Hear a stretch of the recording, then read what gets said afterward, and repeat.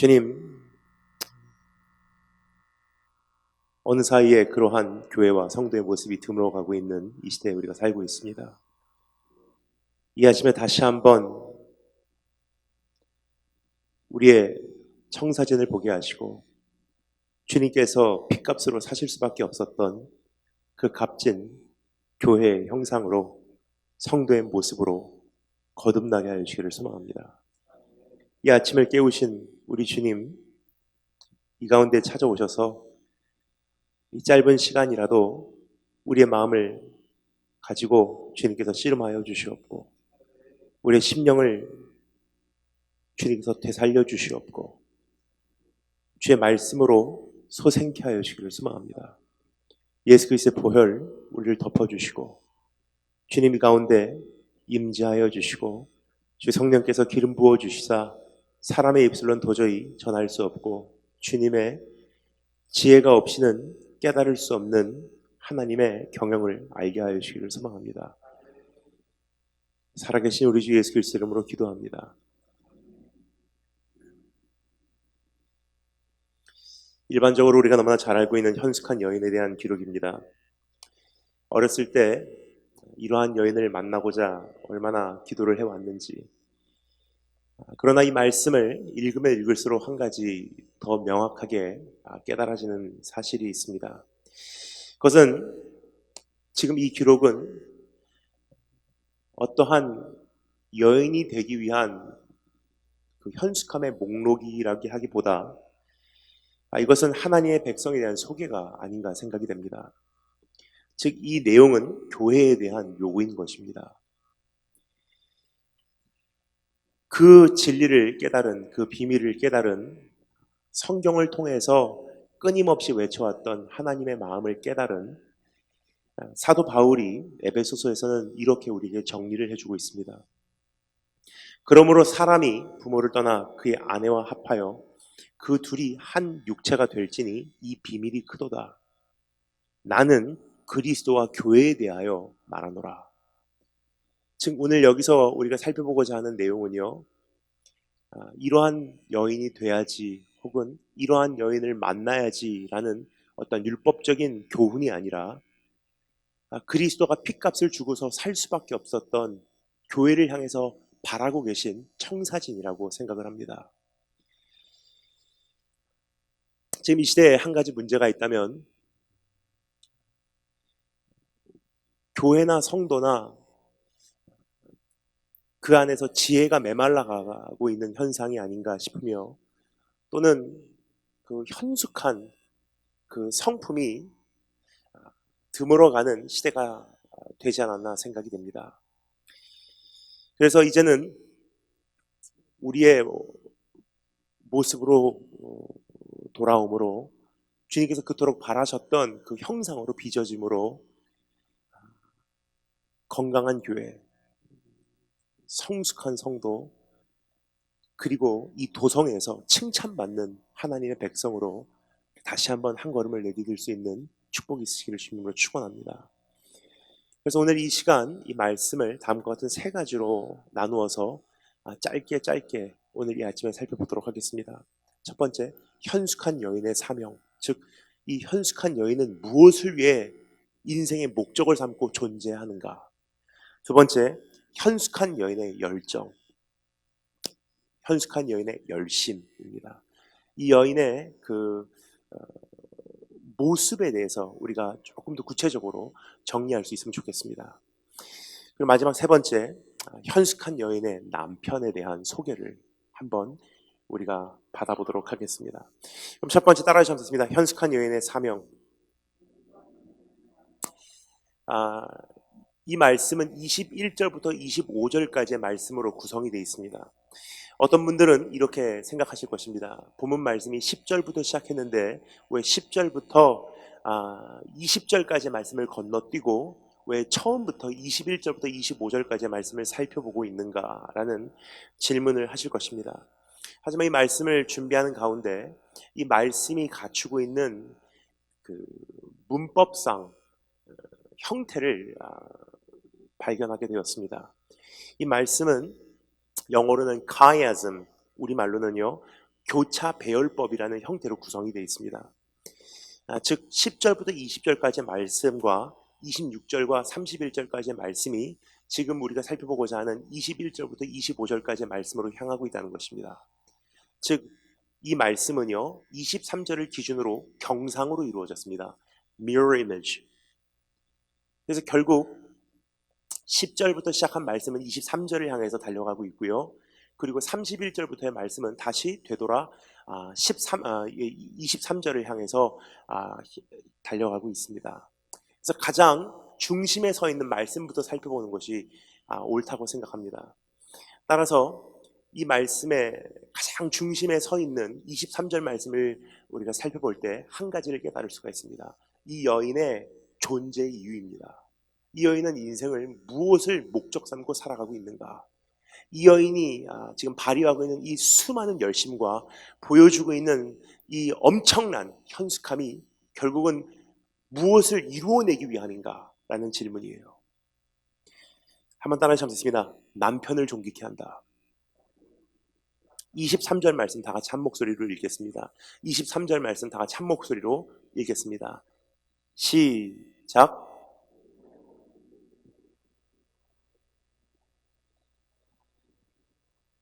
아멘.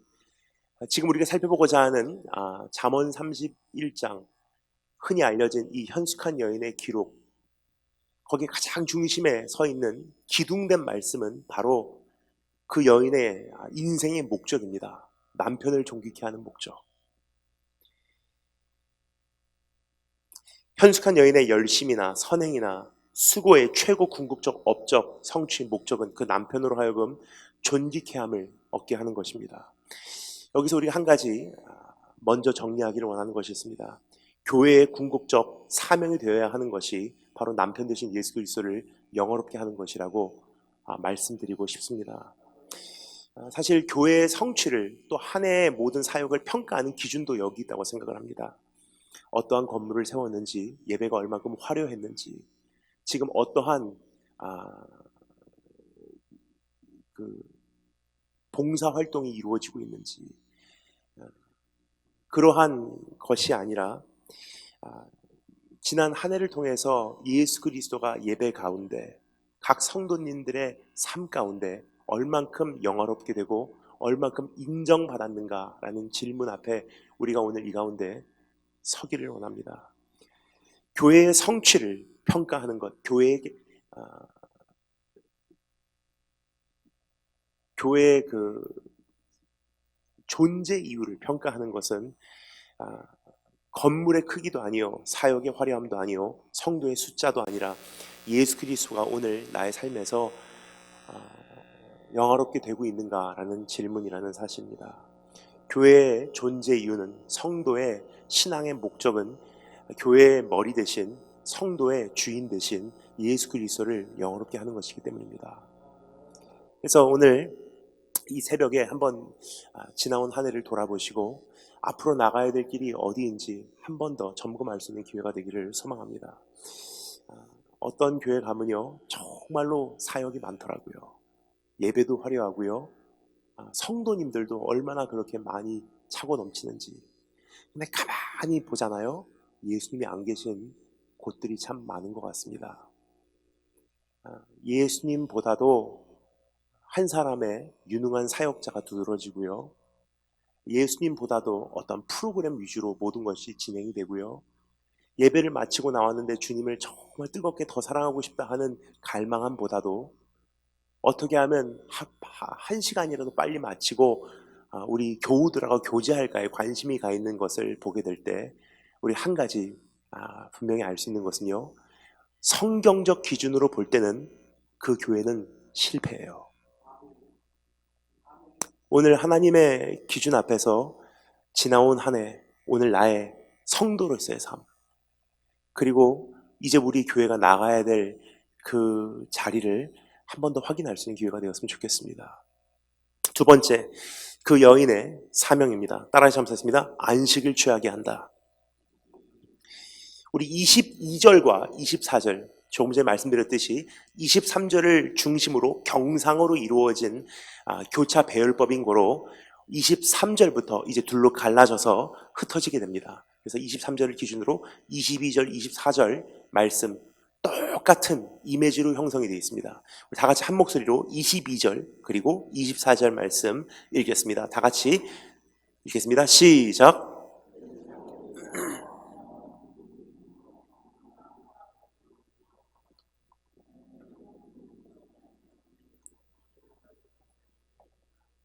아멘. 그 여인의 두 번째 사명은 안식을 취하게 한다. 평화의 공포자임을 우리가 알 수가 있습니다. 22절 말씀에 기록된 세마포라고 하는 단어하고요. 24절 말씀에 기록된 배로 옷을 지어 했을 때 그 배라는 단어는 사실 다른 단어가 아니라 공통어입니다. 근데 우리가 일반적으로 배옷이라 그러면 금식할 때 입는 그런 근신함을 나타내는 복장이라고 생각을 할 수가 있습니다. 그러나 오늘 여기서 말하고 있는 옷은요, 그러한 옷이 아닙니다. 이 말씀을 오랫동안 연구한 한 신학자가요, 지금 여기서 말하고자 하는 그 옷차림에 대해서 다음과 같은 단어로 단순하게 우리에게 정확하게 소개를 해주고 있습니다. The nightgown. 밤에 입는 옷이에요. 특별히 그 중동지방 많이 덥죠. 그래서 그 시대에 여인들은요, 바람이 잘 통하는 그러한 잠옷을 입고 취침을 취했다고들 합니다. 지금 이 여인이 가장 소중하게 생각하고 있는 것은요, 오늘 하루의 일과를 어떻게 마치고 내가 잠자리에 들었을 때 하루의 일과를 평가하는 유일한 기준은 얼마큼 일을 많이 했는가, 얼마큼 잘했는가, 그 사람하고 싸워서 이겼는가가 아니라 평안하게 잠잘 수 있는가. 평화라는 것에 자기의 인생 살아가는 기준을 두고 있는 것을 우리가 알 수가 있습니다. 근데 그것을 자기 혼자만 누리는 것이 아니라 그것을 그 배로 옷을 지어 다른 사람들에게 판매하는 여인임을 우리가 이 말씀을 통해서 알 수가 있습니다. 그는 배로 옷을 지어 팔며 띠를 만들어 상인들에게 맡긴대요. 자기 혼자만 그 평화를 누리는 여인이 아니라 그 평화를 다른 사람과도 공유하기를 원해서 그것을 퍼뜨리는 사람임을 깨달을 수가 있습니다. 여기서 말하고 있는 평화는요, 주님의 복음을 나타내고 있습니다. 하나님의 통치를 일컫고 있습니다. 하나님의 나라를 우리에게 소개하고 있는 것입니다. 그래서 이사야서에 보면요, 평화라는 단어하고요, 복음이라는 단어하고 주님께서 다스리신다는 사실을 우리에게 거의 공통어로 표현하고 있음을 알 수가 있습니다. 좋은 소식을 공포하며 평화를 외치며 산을 넘는 자들의 발길이 어찌 그리 아름다운 거. 왜요? 그들이 외치는 복음의 메시지가 무엇입니까? 주가 다스리신다. 주께서 통치하신다. 평화, 하나님의 나라, 하나님의 통치, 주님의 다스리심, 복음, 동일한 용어들입니다. 즉 그 여인은 일찍 깨달은 거예요. 하루의 일과를 마쳤을 때 오늘 하루를 평가하는 기준, 얼만큼 수입이 많았냐, 얼만큼 친구가 많냐, 어떻게 싸워서 이겨냈냐가 아니라 하나님께서 오늘 나를 어떻게 평가하시나, 내일도 또 돌보실 것이고 내일 아침에 눈을 뜰 때 내가 주의 형상으로 만족하리니 오늘 내가 정말 편안하게 잠을 잘 수 있습니다.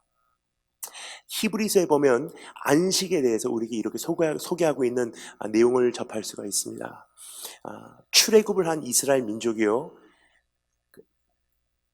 신의 광야에서 그렇게 오랜 세월 동안 고생을 했지만 결국은 안식에 들어가지 못했다고 기록을 하고 있어요. 그 원인을 추적해보니 자기가 고백하고 있는 이 신앙하고 나의 삶하고 결부되지 않았다고 성경 기록하고 있습니다. 즉 내가 아무리 주님을 믿습니다, 주님을 사랑합니다, 난 주님을 예배합니다, 주님을 신뢰합니다라고 고백을 해도요, 실제로 나의 삶의 걱정과 근심과 일상의 문제와 결부되지 않으면요, 그 믿음은 가짜라는 뜻이에요. 어렸을 때 불렀던 노래가 기억이 납니다. 대한민국 사나이라면 누구나 한 번쯤은 불렀을 곡입니다. 사나이로 태어나서 할 일도 많다만 너와 나 나라 지키는 영광에 살았다. 전투와 전투 속에 맺어진 전우여 부모 형제 오늘 밤도 나를 믿기에 뭐라고요? 단잠을 이룬다 그래요. 무슨 뜻이냐면요, 부모가 나를 믿는 이 신뢰하고요, 지금 국가 안보 문제하고 결부되었기 때문에 그 결과가 무엇입니까? 단잠이에요. 평화라는 것은 정말 주님께서 나를 다스리시고 계시다, 내 인생을 주관하고 계시다, 내일 되면 또 필요를 채우실 거야 라는 확신이 없으면요, 이룰 수가 없는 게 단잠이에요. 근데 이 여인이 하루의 일과의 모든 초점을 어디다 두냐? 인생을 내가 정말 성공적으로 살아가고 있음을 어떻게 평가하냐? 하루의 일과를 마치고 내가 다리 뻗고 잠을 잘 수 있냐? 근데 그 엄청난 가치 기준을 발견한 이 여인은요, 자신만 그것을 누리는 것이 아니라 평화를 공포하고 있어요. 안식의 전도자입니다. 교회도 동일한 사명을 갖고 계시다는 사실을 여러분 기억하고 계신지요? 이 한 해를 마칠 때 우리의 자신을 평가하는 한 가지 기준이 있습니다. 평안하뇨. 주님께서 관심이 있으신 것도 바로 그 분야가 아닌가 생각이 듭니다. 어느 정도냐면 부활하신 주님이요, 가장 먼저 제자들에게 물어보신 질문이 바로 그 질문이에요. 평안하뇨. 어떤 분들은 이렇게 오해를 하십니다. 그것은 그 당시 그 지역에서 그냥 일반적으로 했던 인사입니다. 그런데요, 아무리 일반적인 인사라고 해도요, 어떻게 물어보는지에 따라서 진심이 느껴질 수가 있어요. 예를 들어서 영어도 동일한 표현이 있습니다. Hello, how are you? 그럼 보통 우리가 뭐라고 대답하죠? I'm fine, thank you 그래요. 그 답에 대해서 신중히 생각해 보셨습니까? 거의 생각을 안 하고 대답을 해요. 거의 공식입니다. Hello, how are you? I'm fine, thank you, and you. 그 사람이 나에게 How are you? 물어볼 때도요, 나에게 관심이 없을 거야를 전제로 빨리 대답을 해주는 것이 예의라고 생각을 합니다. 그리고 나 역시도요, and you 그랬을 때 그 사람이 실제로 어떻게 요즘에 지냈는지 별로 관심이 없어요. 알고 싶지도 않고요. 그것에 대해서 굳이 여러 가지 이야기를 늘어놓기 시작하면 귀찮아하는 것이 조금 요즘 시대의 어떠한 흐름이 아닌가 생각이 됩니다. 그래서 그것은 예의상 빨리 해치우는 공식이에요. Hello, how are you? I'm fine, thank you, and you. Anyways, let's go to 빨리 본론으로 들어갑시다. 그런데요, 진짜로 내가 그 사람의 삶에 대해서 알기를 원하고 관심이 있다면요, 똑같은 질문을 다시 해요. Hello, how are you? I'm fine, thank you, and you? No, no, no, no, no, no. Really, how are you? 그때부터는 신중해져요. 사실은 나 요즘 많이 힘들었어. 주님 앞에도 그 대답을 우리가 해야 될 줄 압니다. 너 요즘에 어떻게 지내니? 평안하니요. 주님 나 잘 지내고 있어요. 목사니까, 선교사니까, 사역자니까, 장로니까, 가장이니까, 엄마니까 난 약해질 수가 없어요. 나는 잘하고 있어요. 그래서 주님께서 우리에게 다시 묻기를 원하는 질문, 아니야. 진짜로 너 요즘에 어떻게 지내니? 평안하니요. 교회에게도 물으시는 질문이 바로 그러한 질문이 아닌가 생각이 됩니다. 요즘에 어떻게 지내니? 평안하니요. 주님 사역 잘했어요. 정말로 우리가 달려갈 수밖에 없었고요. 우리는 싸워서 이겼어요. 주님께서 우리에게 묻기를 원하신 질문, 그거 말고 진짜로 교회 안에 평안하냐? 서로와 편안하냐? 서로를 용서하고 있느냐? 서로를 사랑하고 있느냐? 한 사람의 성도로서, 한 사람의 교우로서 오늘 밤에 다리 뻗고 정말 주님 생각하면서 단잠을 이루고 있느냐? 오늘 그 질문을 우리가 피해가지 말고요, 주님 앞에서 한 번 더 점검할 수 있는 기회가 되었으면 좋겠어요. 왜냐? 그것이 교회가, 성도가 존재하는 목적이기 때문이에요. 그것을 소유하여야 우리가 나눌 내용이 있지 않습니까? 세 번째 따라 점사했습니다. 내일을 준비해 준다. 우리 함께 21절, 25절 말씀 함께 읽겠습니다. 21절 그리고 25절 말씀 함께 읽겠습니다. 시작. 자기 집 사람들은 다 홍색 옷을 입었으므로 눈이 와도 그는 자기 집 사람들을 위하여 염려하지 아니하며 25절 능력과 존귀로 옷을 삼고 후일을 웃으며 23절을 기준으로 조금 더 이제 거리가 멀어지기 시작합니다. 갈라지기 시작합니다. 좋은 아내, 좋은 엄마의 모습을 여기서 우리가 만날 수가 있습니다. 자녀들을요 내일을 위해서 준비해 준대요. 겨울을 두려워하지 않는데요. 후일의 일들을 향해서 웃을 수가 있대요. 참 좋은 아내, 좋은 엄마의 모습이 아닌가 생각이 듭니다. 좋은 아내, 좋은 엄마는요, 오늘 당장에 살아가고 있는 삶을 최대한 잘 누리게 하는 사람은 아니에요. 내일을 준비하는 사람, 내일을 준비해 주는 사람입니다. 특별히 요즘에 문제가 바로 그것이 아닌가 생각이 돼요. 젊은 엄마들 가끔 주변에서 보잖아요. 아이들에게 정말 잘해주더라고요. 우리 아이는 인격적으로 대해야 돼요. 이 아이도 인격체니까. 그게 중요한 것은요, 그러한 편협된 인격적인 교육으로만 아이들을 자라게 한 부모들, 언젠가 험한 세상 나갔을 때 이 아이는요 감당을 못하는 거예요. 지금 대한민국 사회의 가장 심각한 문제가 바로 여기 있지 않나 생각이 듭니다. 너무 오랜 세월 동안 개인주의, 서양 문화에서 어중간한 개인주의를 배우려고 몸부림쳤어요. 수십 년이 지난 오늘 대한민국 안에 형성된 것은요, 건강한, 건전한 개인주의가 아니라 이기주의예요. 개인주의는요, 나 한 사람의 인권이 중요한 만큼 다른 사람의 인권도 중요하기에 we find the middle ground, 중립적인 자리를 찾는 게 개인주의예요. 왜요? 나도 누구에게 패를 당하기 싫은 만큼 그 사람도 당하기 싫으니까 다 우리가 중립적인 자리를 유지하며 서로를 배려합시다. 그게 개인주의예요. 그런데요, 내 개인적인 인권만 주장하기 시작하면요, 내 편리를 주장하기 시작하고 주변에 있는 모든 것들을 우리가 무시하기 시작하면요, 그것은 개인주의가 아니라 그것은 이기주의예요. 그러한 부모에서 지금 형성되고 있는 아이들이 사실은 참 두려워요. 그래서 대한민국 사회를 두고서 전 많이 걱정을 합니다. 그러한 부모 밑에서 자란 이 아이들이요, 이제부터 10년, 20년 후에는 이제 나라를 이끌고 가야 될 아이들인데 다 이기주의적인 사람들만 이 나라에 살기 시작하면요, 이 나라는 어떻게 될까가 걱정이 되기 시작해요. 여러분, 이것은 어느 한 국가의 현실로만 이젠 자리 잡는 것이 아니라 거기서 흘러나오는 물은요, 이제는 이민교회 성도 한 사람 한 사람의 그 인생을 접하는 그 사상까지도 이미 물들이기 시작했어요. 교회 안에서 나의 목소리가 너무 크지 않은지, 나의 생각이 너무나 확고하게 지금 외쳐지고 있지는 않은지, 하나님 앞에서 우리가 한 가지 정리할 것이 있다면 바로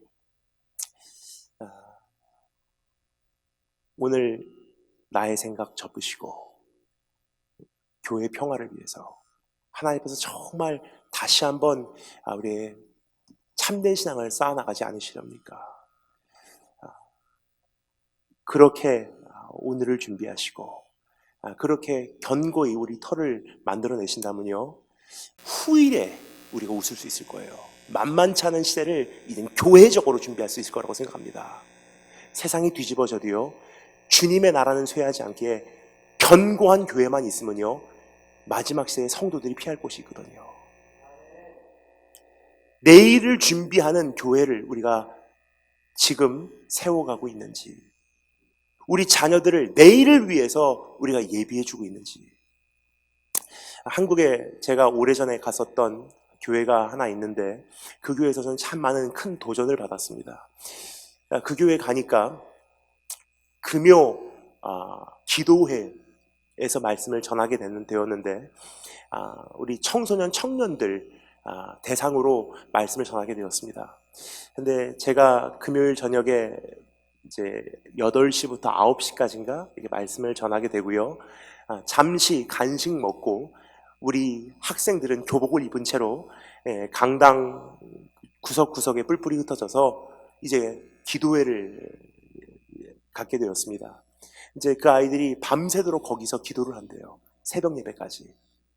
그러니까 최소 5시간, 6시간 교회 구석구석, 어떤 아이는 기둥 뒤에, 어떤 아이는 의자 뒤에, 어떤 아이는 강단 앞에서 무릎 꿇고 기도하는 거예요.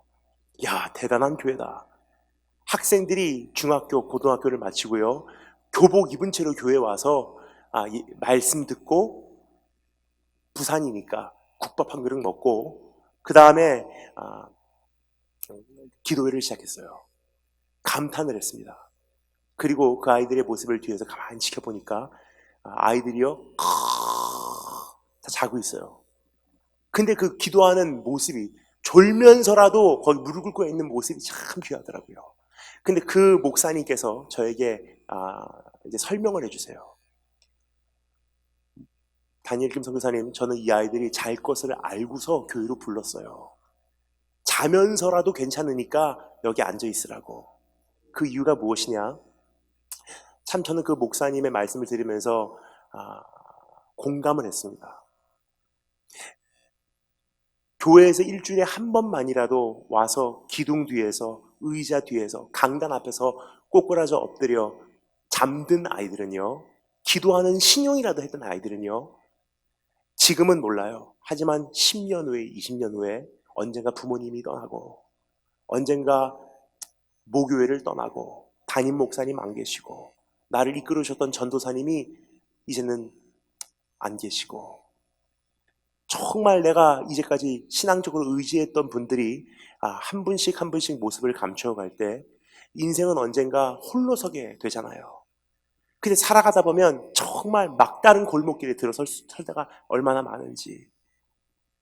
근데 비록 졸아도 어렸을 때 학교 마치고 피곤한 몸 이끌고 교회에 와서 잠을 잘지언정 거기 앉아 있었던 아이들은요, 정말 인생길 힘들 때 그 자리를 그리워하기 시작한다는 거예요. 그 목사님이 했던 사역은 다름 아닌 내일을 준비해 주는 사역이에요. 오늘 당장에는 열매 없어요. 교회와 성도와 특별히 신앙의 부모님의 역할을 평가하는 기준이 바로 여기 있지 않나 생각이 됩니다. 오늘 좋은 거 해주는 게 아니에요. 내일을 준비해 주는 역할이에요. 그래서 겨울이 와도 걱정하지 않도록. 오늘 그러한 현숙한 여인의 모습을 보면서 오늘 주님께서 그토록 바라고 계신 주님의 신부 되신 교회와 한 사람의 성도의 온전한 사명을 감당하고 있는지 우리 자신을 점검할 수 있는 기회가 되었으면 좋겠습니다. 두 번째 따라 점사했습니다. 현숙한 여인의 열심. 이 열심을 가만히 우리가 살펴보고자 하면요, 9가지 목록이 있습니다. 그러니까 9가지 제목들이 있습니다. 근데 그 제목을 다 살펴볼 시간도 없고요, 살펴볼 이유도 없어요. 왜 이유가 없냐? 물론 정말 시간이 풍성하다면 하나씩 살펴보는 것도 나쁘진 않을 것입니다. 그러나 굳이 지금 주어진 시간 안에 이것을 다 끼워 맞춰서 한 가지를 9가지 다 풀이할 필요는 없다고 생각합니다. 그 이유는요, 어차피 그것을 살펴본다 한들 성취하기는 불가능하거든요. 어떤 분들은 이 말씀을 오해를 하고 계세요. 성숙한 여인 이렇게 돼야 돼. 부지런해야 돼. 리더십이 있어야 돼. 근데 그것을 아무리 공부를 해도요, 됩니까? 안 돼요. 그런데 이 여인이 도대체 어떠한 모습인지는 알아야 되는 거로, 적어도 교회의 청사진, 주님께서 교회를 향해서 이러한 모습이 되어라 하는 주님의 바람은 알아야 되는 거로 우리가 9가지를 제가 짧게나마 하이라이트 해드리도록 하겠습니다. 그리고 가장 중요한 것, 그렇다면 이 9가지를 주님께서 우리에게 요구하고 계시지만 내가 도저히 그것을 내 노력으로는 이룰 수 없는데 어떻게 하면 됩니까? 라는 대책에 대해서 소개드리는 것이 오히려 좋을 것 같습니다. 9가지 먼저 정리하도록 하겠습니다. 첫 번째 따라하시겠습니다. 부지런함. 13절부터 15절 말씀, 그는 양털과 삼을 구하여 부지런히 손으로 일하며 상인의 배와 같아서 먼 데서 양식을 가져오며 밤이 새기 전에 일어나서 자기 집안 사람들에게 음식을 나누어 주며 참 부지런한 여인이에요. 그래서 남편을 영화롭게 하고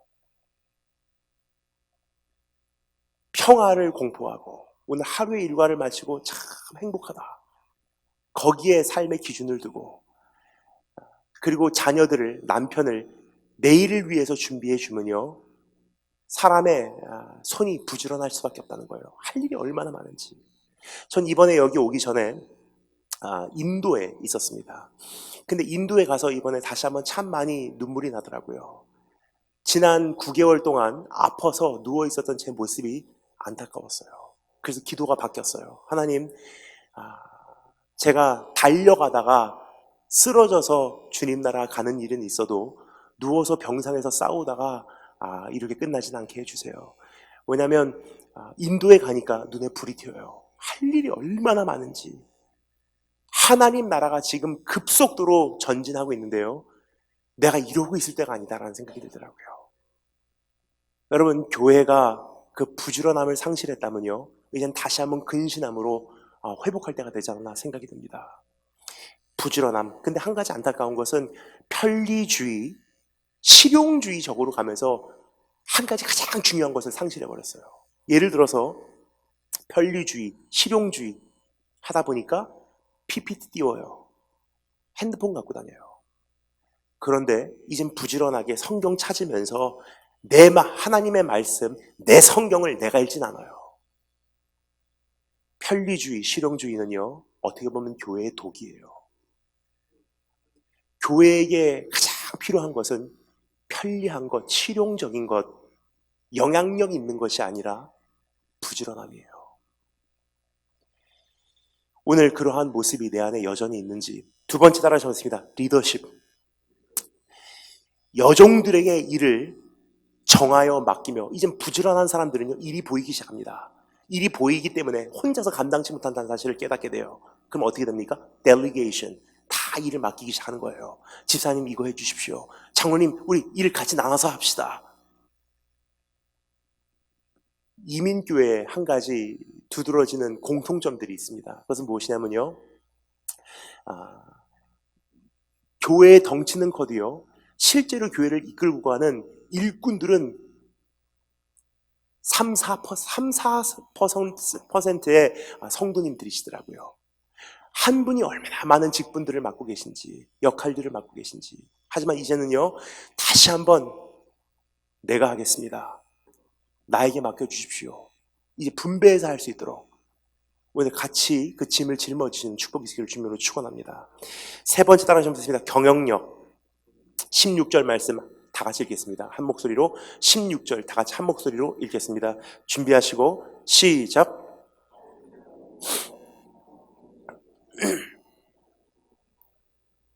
아멘. 부지런한 사람들은 일이 보이기 시작하고요. 그래서 이제는 분배할 수밖에 없고요. 그리고 주님께서 나에게 허락하신 일이 얼마나 귀한지를 깨달으면요, 잘 경영하게 돼 있어요. 그래서 밭을 사고 그것을 팔고 주님께서 나에게 맡겨주신 것을 배로 해서 올려드리고 얼마나 하나님 앞에서 잘 관리를 하는지, 칭찬받을 종들, 칭찬받는 여인, 칭찬받는 엄마, 칭찬받는 성도, 교회가 아닌가 생각이 됩니다. 오늘 그러한 모습으로 다시 한번 오늘 하나님 앞에서 맡은 바 본분에 충실히 살겠습니다. 결단이 이루어지시는 축복이 있을 주님을 축원합니다. 네 번째 따라하시면 감사하겠습니다. 굳건함. 17절 말씀 다 같이 읽겠습니다. 시작. 자기 자리를 지켜내는 모습이에요. 지금 이 시대에 한 가지 안타까운 것은요, 열정 참 많더라고요. 아는 것도 많아요. 주님 다시 오십니다. 신부 카페. 그런데 안타까운 것은요, 불면 이쪽으로 휘청 저쪽으로 휘청,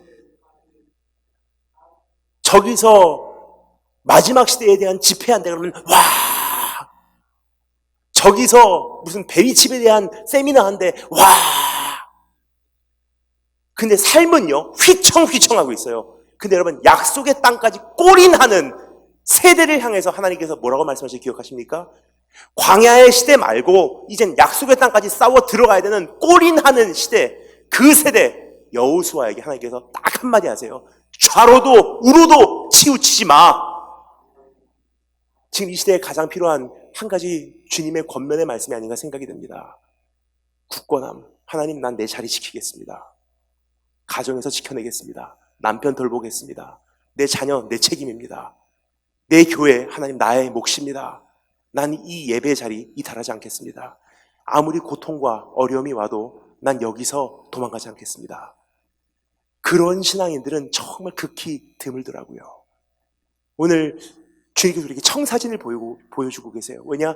그것을 보지 못하면요, 지금 내가 현재 어떻게 살고 있는지 점검할 수 있는 기준 자체가 없기 때문이에요. 얼만큼 떨어져 나왔는지 혹은 어디로 돌아가야 되는지도 우리가 알지 못하면요, 어떻게 회복을 꿈꾸겠습니까? 다섯 번째 따라하시면 됩니다. 꾸준함. 18절 말씀.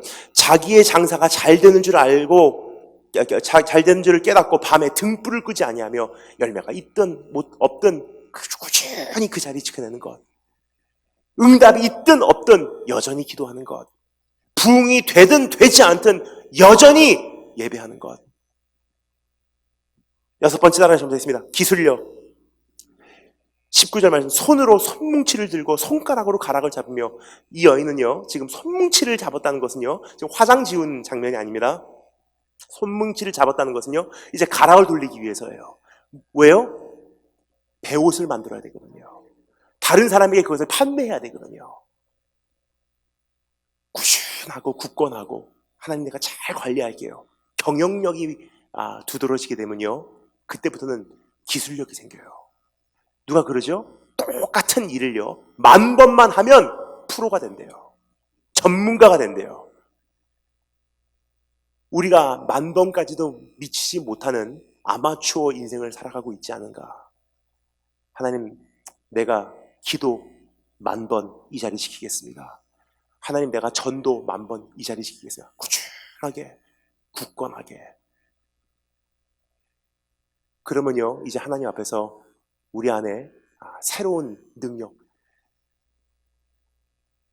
있는 자에게 더 주신 하나님, 그분의 손길을 경험하게 될 줄 믿습니다. 7번째 따라하셨습니다. 섬세함. 27절. 자기의 집안일을 보살피고 섬세한 곳에 관심이 기울어지기 시작합니다. 8번째 따라하셨습니다. 정직함. 27절 말씀. 게을리 얻은 양식을 먹지 아니하니. 그리고 마지막 9번째 따라하셨습니다. 감사하겠습니다. 인자함. 그는 공고한 자에게 손을 펴며 궁핍한 자를 위하여 손을 내밀며, 20절 말씀입니다. 그리고 26절 말씀. 입을 열어 지혜를 베풀며 그의 혀로 인애의 법을 말하며. 참 기가 막힌 여인인 것 같지 않습니까? 부지런하고 리더십도 있고 경영력도 있고 기술도 있고, 그런데 그렇게 엄청난 커리어 워먼과 같은 인물이요 섬세하고요 인애를 말하는 사람이에요. 완벽한 여인상이 아닌가 생각이 듭니다. 이것이 사실 교회의 모습이에요. 그래서 예수님께서 그것을 생각하실 때 자신의 생명도 아깝지 않게 버리시고 그 신부된 교회를 얻기 위해서 희생하시지 않았나 생각이 됩니다. 여기까지 말씀드리면 어떤 분들이 부담을 갖기 시작해요. 빨리 다 적어야 돼. 내가 이렇게 살아야 돼. 근데 조금 전에 말씀드렸듯이 이것을 구체적으로 살펴보지 않은 이유가 있습니다. 왜냐? 아무리 해도 이거 안 되거든요. 경영력, 리더십, 섬세함. 리더십이 있는 사람은 섬세하지 못하고요, 섬세한 사람은 또 경영력도 떨어져요. 이 굉장히 어렵거든요. 그러니까 이 여인은요 사실 좀 비현실적인 여인으로 우리가 받아들이면 됩니다. 그러니까 이 9가지 목록을 제가 살펴보며 내려갈 때 한 가지 저는 근심을 했어요. 이런 사람이 있나? 이런 아내가 어디에 있을까? 미혼인 제가 얼마나 큰 건심을 안게 되었는지. 근데 한 가지 깨닫게 됩니다. 제가 온 세계로 끊임없이 이렇게 집회를 다니면서 진짜로요, 이런 분들을 가끔 만나요. 권사님, 어떠한 사모님들, 어떠한 젊은 교회 집사님들 가운데요, 가끔 진짜로 이런 분들 계시더라고요. 그때 제가 깜짝 놀랐어요. 정말로 이런 분들 계시구나. 근데 그분들과 만나면서 제가 한 가지 또 충격적인 사실을 깨닫게 돼요. 그분들은요, 현숙한 여인 세미나를 가서요, 이렇게 살아야지를 배운 적도 없고요, 잠언 31장에 있는 이 내용이 뭔지도 잘 모르시는 분들이세요. 그럼 이분이 어떻게 이렇게 됐나? 그분과 접하면서 깨닫게 된 사실이 있습니다. 굉장히 성경적인 방법이더라고요. 이렇게 살아야지, 경영력, 기술력, 부지런함이 아니라 한 가지 이루려고 하면 절대로 이룰 수가 없어요. 근데 이것을 이룰 수 있는 한 가지 방법이 있습니다. 유일한 방법이에요. 그분들을 만나면서 한 가지 공통점을 깨닫게 돼요. 주님 앞에서 정말 바로 살려고 몸부림치는 인생을 사신 분들이세요. 남편 문제 때문에, 가정의 불화 때문에, 자녀의 장애 때문에, 재정적인 어려움 때문에, 남편의 핍박 때문에, 시어머니, 시아버지의 그 핍박 때문에 주님 하면서 사는 분들이세요. 난 부지런해야지, 리더십을 키워야지 생각해본 그것에 관심을 가질 여유도 없는 분들이세요. 주님, 오늘 하루 주님 나 안 붙들어주면 난 큰일 나요. 오늘 나 주님께서 나를 놓치시면 난 오늘 제정신으로 살아갈 수가 없어요. 난 주님 없이 오늘 살아갈 수가 없어요. 주님, 그거 하기에 바빴던 분들이세요. 그런데요, 그러한 삶이 1년 쌓이고 나다 보니 어느 날 깜짝 놀랄 현실을 발견하게 됩니다. 본인이 의도한 것도 아닌데 이러한 모습이 되어 있어요. 여러분, 오늘 하나님 앞에서 교회를 진단하는 이 목록을 말씀드린 이유는요, 이것을 보면서 여기서 내가 못하고 있고 이것을 내가 상실하고 있고를 발견함으로 한 가지를 깨닫기 위해서예요. 내가 정말로 주님을 거기까지 경외하며 사모하며 갈망하고 살아왔는가? 주님을 거기까지 사모하고 갈망하며 우리가 달려가지 않으면요, 하나씩 교회의 이 모습들은요, 상실되고 부서지고 변질되고 희석되게 돼 있어요. 그래서 이 모습들을 우리가 점검함으로 내 안에 주님을 향한 갈망함이 얼만큼 메말르지 않았는지 다시 한 번 더 확인할 수 있는, 내 자신을 온전히 진단할 수 있는 기회가 되기를 소망합니다. 여러분, 여기까지 말씀드리면 그러면 내가 어떻게 주님을 더 갈망하고 사랑할 수 있을까요? 라는 질문을 하실 거예요.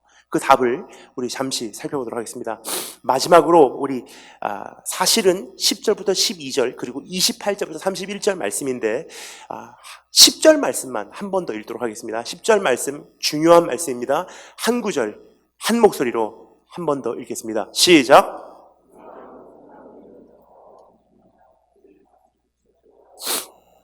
저는 어렸을 때부터 이 말씀을 수십 번 읽었어요. 제 기도 제목이었어요. 이런 여인을 만나게 하소서. 근데 이런 여인이 많이 없다고 말씀드렸죠. 그러다 보니까 지금까지 결혼을 못하고 있어요.